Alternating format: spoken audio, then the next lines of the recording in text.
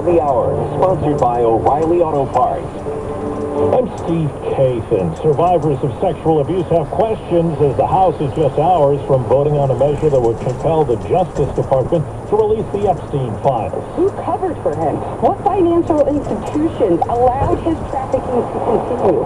Who knew what he was doing, but was too much of a coward to do anything about it? The sub stood with lawmakers this morning in front of the Capitol. CBS's Scott McFarland. It's going to be a bipartisan vote, an overwhelming one, to release the files. That's going to nudge the Senate to finally move on this. They haven't been touching this thing with a 10-foot pole over the last few months. They now have to embrace it, and the president has said he will sign it into law. A bankruptcy court judge has approved the settlement of thousands of lawsuits against Purdue Pharma, the maker of OxyContin. The deal requires members of the Sackler family who own the company to contribute up to $7 billion over time, some of it to victims of the opioid epidemic.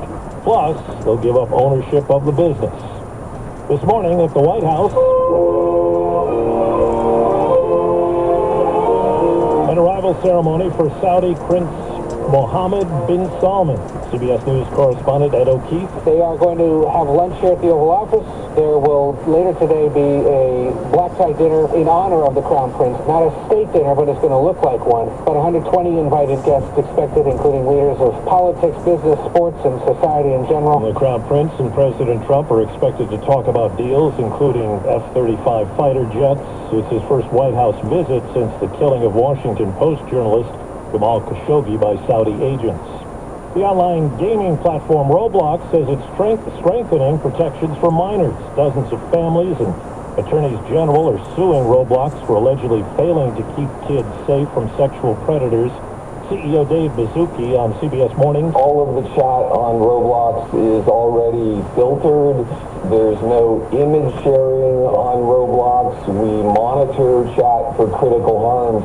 So we see this just as a continuation. Honda today announced a major recall, as we hear from reporter Jeff Gilbert from affiliate WWJ Detroit. Honda's recalling more than 250,000 2023 to 25 model year Accord hybrids to fix a software issue that affects the vehicle's engines.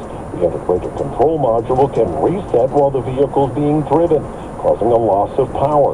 No crashes or injuries have been reported. And checking Wall Street, it's a down day. The Dow is down 446 points.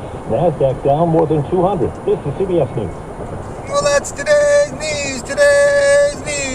I didn't hear any good news, did you?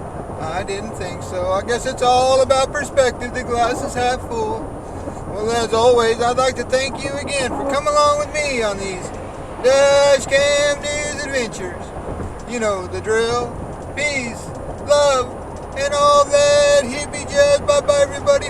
It's 50 degrees in Castro Valley, California.